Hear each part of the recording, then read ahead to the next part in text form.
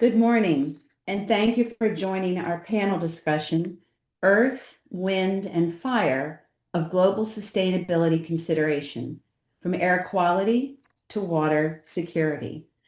My panel colleagues and I look forward to sharing new and critical information, and as always, to our follow-up discussions with each of you. I'm honored to focus on the wind aspect of our topic, and specifically the recent paradigm shift, if you will, in our understanding of the critical role of the clinical environment in healthcare, specifically the cohort of infectious airborne pathogens, in particular those persistent and present post-filtration. In other words, those pervasive in many of our clinical settings and their role as a notable vector of illness. I'd like to discuss 4 key learning objectives. Number 1, what is the genesis of our interest and why the ongoing clinical research towards air quality? 2, what are some of the high-level shared learnings from our ongoing operational clinical studies? 3, what is the data that has led to the paradigm shift in our understanding of the significance of the role of the clinical environment in patient care? And finally, 4, the future of infection control is truly continuous and dynamic disinfection of surfaces, of our patients, the clinical team, the ambient air that's surrounding the procedures, not including the recirculated air within the clinical space, as well as the outside source air. As to the genesis of our interest, I'm trained as a reproductive physiologist and have been honored to serve as a clinical provider of human in vitro fertilization, or IVF, for well over 20 years. Each embryo that we cultured for up to 6 days outside the maternal environment carried significant potential, and we did all in our power to support the optimal growth and hopefully success of each embryo, ultimately resulting in a pregnancy. To do so, we try to minimize or control all variables, as in any clinical specialty, all variables that may impact our patient's clinical success. We learned over a 15 to 20-year period, this slide just showing 3 years of data. We learned over a 15 to 20-year period that there was one variable, air quality, which eluded our control despite using proper means of air filtration mechanisms. We learned that low-level airborne chemical pathogens, or volatile organic compounds, or VOCs, and low-level biological pathogens, your bacteria, viruses, and fungi, were negatively impactful to our clinical outcomes. The impact of this variable and the failure of existing means of filtration led to our intense fascination and ongoing research of airborne pathogens and their role in patient care and wellness. So let's begin. There are 3 common categories of airborne contamination: your volatile organic compounds, your chemical pathogens, your ethanols, styrenes, toluenes, aldehydes. There are actually 90,000 VOCs, each carrying their own level of toxicity. Secondly are your viable particulates, your biologicals, your bacteria, your viruses, and your fungi. And finally, the non-viable particulates. Non-infectious, obviously, more the dust particles that we can't see. Although they're non-infectious, they can serve as vehicles on which your infectious pathogens can exist. As to common sources of airborne contamination, this is a short list, but includes each of us as medical providers, your patients, their families, visitors, clinical SOPs, the actual operating procedures that we all conduct within clinical spaces, and then the outdoor air, which is very difficult to control. Published data has quantified the species and degree of shedding from properly gowned clinical staff and patients. These levels contributing to a now known threatening level of potential toxicity. Again, this data is from properly gowned patients and clinical personnel, and the amount of shedding of not only VOCs, but biologicals as well as non-viables. As we know well, simple activities such as breathing, coughing, sneezing can generate either or both droplets, which are greater than 5 microns, or droplet nuclei, which range between 1 and 5 microns in size.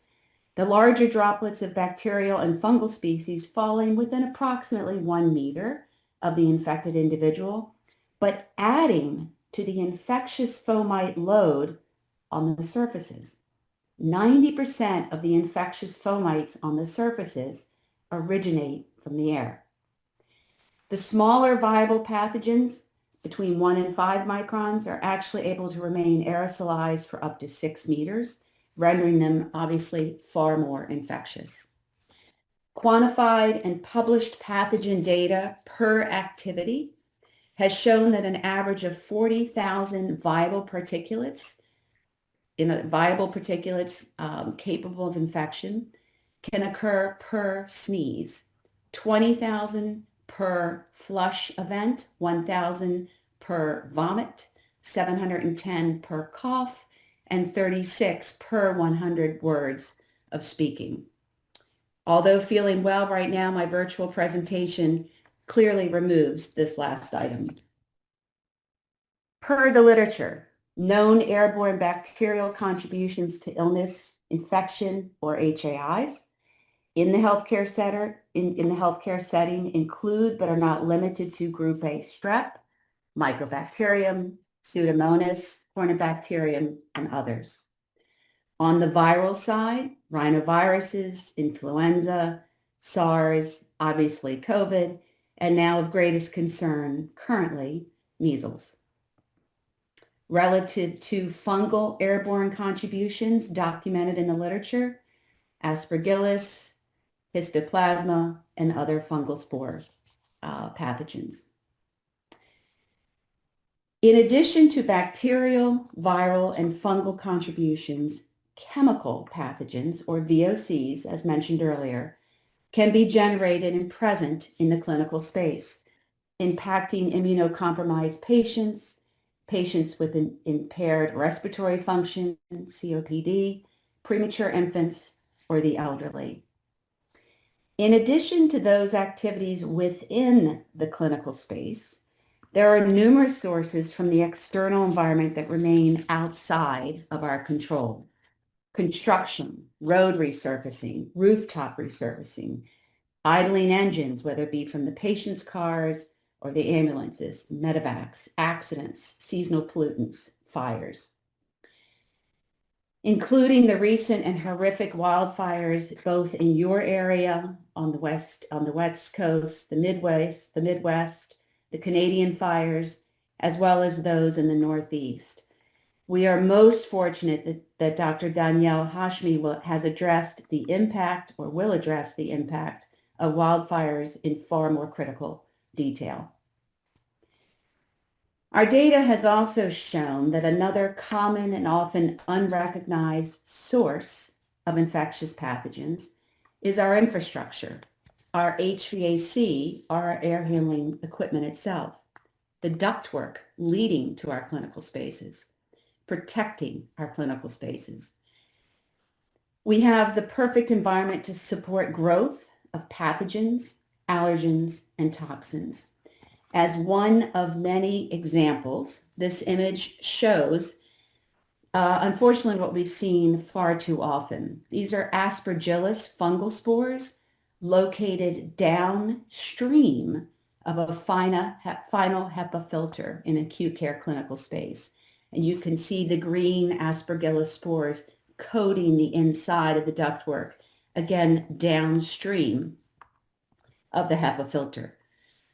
Aspergillus is an opportunist opportunistic organism that can impact those with a compromised immune system. In addition, fungal growth is a concern as it can serve as a persistent source of fungal VOCs, again, impacting those with compromised respiratory systems, COPD, infants in the NICU, or our elderly. Chemical pathogens, or VOCs, will pass immediately through all capture-based filters, i.e. your HEPA filters or some of your lower rated MERV filters, your 30%, 65%, 95% efficiency MERV filters. And although biologicals are captured, they can continue to grow and proliferate above the clinical space that we're trying to protect. Now, independent of the source of the pathogens, airborne pathogens remain a persistent and noble vector in the transmission of disease. As an example of the pathogens that cause HAIs, up to 40% are classified as airborne. 33% of all HAIs involve airborne transmission at some point in time between the origin or the originating individual and the susceptible host. Airborne transmission is responsible for up to 33% of all endemic HAIs and 20 to 24% of post-operative wound infections. Excluding the numbers associated with COVID, lower respiratory infections constitute the 5th leading cause of death worldwide per the World Health Organization. And finally, seasonal influenza has killed between 290,000 and 650,000 people globally on an annual basis. So we've discussed the 3 categories of airborne pathogens, the most common sources of these, and the mechanisms of transmission. So what is in place to protect us, to protect our patients? What is used nearly universally to mitigate airborne pathogens is a combination, as I mentioned earlier, of MERV 8, 13, 15, which could be 30, 65, 95% efficiency, HEPA filters, ALPA, the highest level, adding carbon to remediate VOCs, adding UV to add kill of the biologicals, combinations of these mechanisms, PCO or photocatalytic oxidation, which often can produce byproducts, including ozone. And although these have been successful in remediating significant levels of infectious pathogens, levels of airborne pathogens have remained persistent, therefore being able to serve as a vector of illness or infection.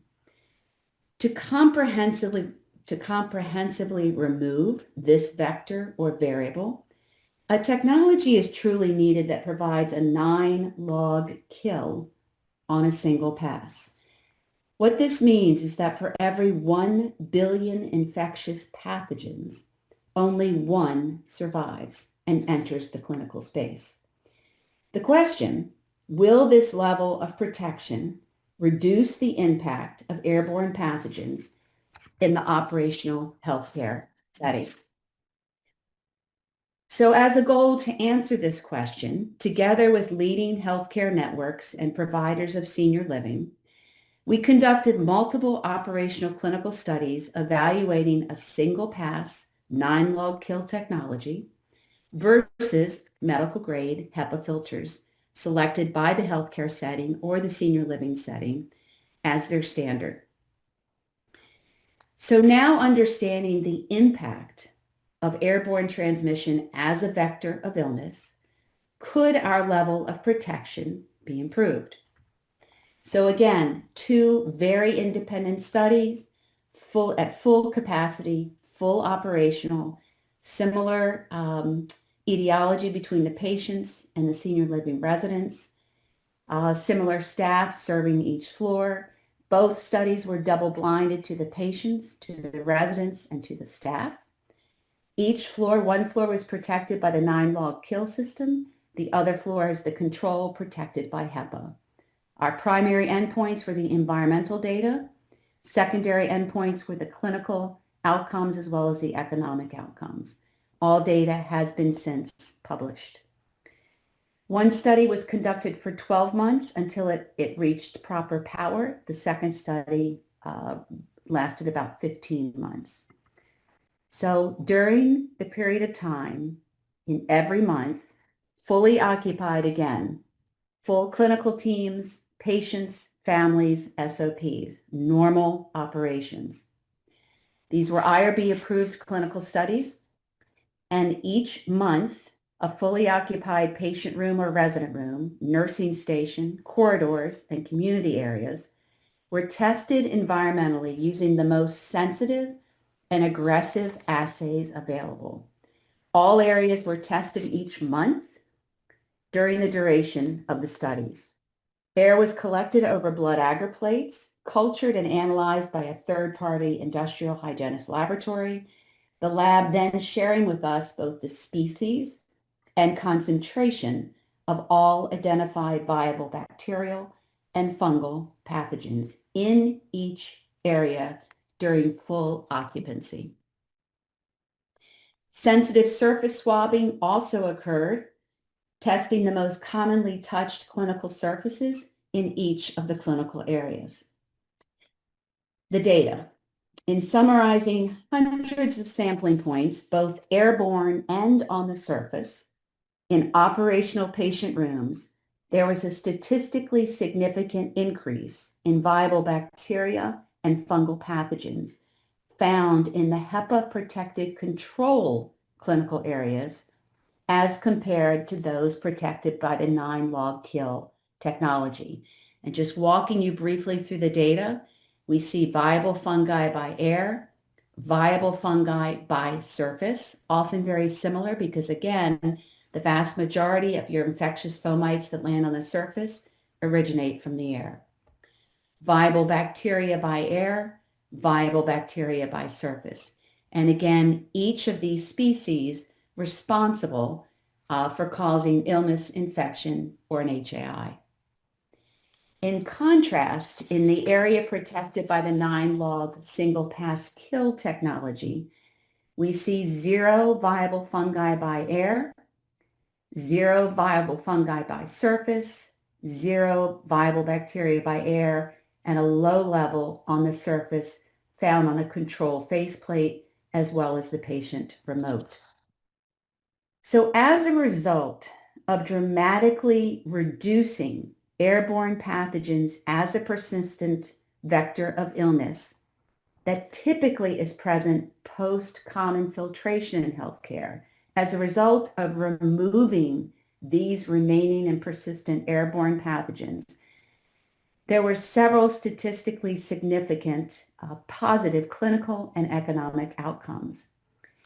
In healthcare, there was a 30% reduction in HAIs, a statistically significant reduction in length of stay of 39.5%, and a 23% cost savings per patient bed, which obviously drove positive economic metrics. In the senior living setting, again, the only difference is in removing those airborne pathogens still present post-HEPA filtration.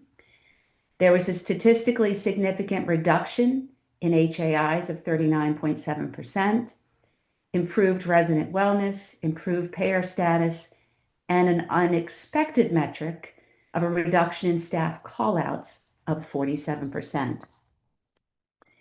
Taking this data one step further, in the senior living study, there was a fascinating and direct correlation demonstrated between the airborne pathogens found both present on the HEPA-protected control floor and their confirmation as the pathogen of origin in causing illness in a resident residing on that floor. So again, the presence of these infectious airborne pathogens identified during the study, and during the study, the concomitant illness as caused by that species on those residents on the control floor, neither of which were found on the 9-log protected floor. Again, all data is published in peer-reviewed journals, and I'm happy to share these if helpful.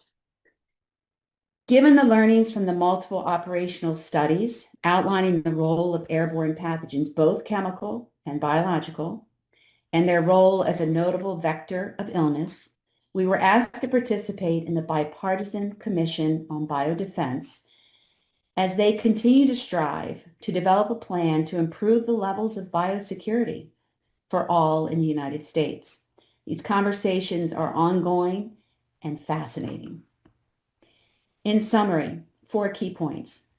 Airborne pathogens, both biological and chemical, constitute a notable vector of illness and infection. 2, there are numerous and common sources of airborne pathogens in both the recirculated, in other words, where the clinical team is residing, the patients, the families, your SOPs, as well as in the outside source air, environmental events, wildfires, construction activities, seasonal pollutants, all absolutely not under our control and completely unexpected, as we've all experienced so recurrently and so recently. 3, existing means of air filtration in healthcare can be enhanced to reduce the level of significance of this vector of illness. And finally, the future of infection control is to provide dynamic and continuous disinfection of both surface and airborne sources of infectious pathogens.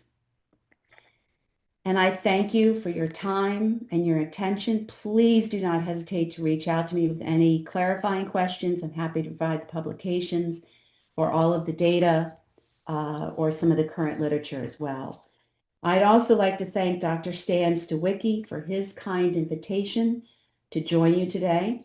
And I'd like to thank each of my panel colleagues, as it's been an honor to work with each of you. Thank you.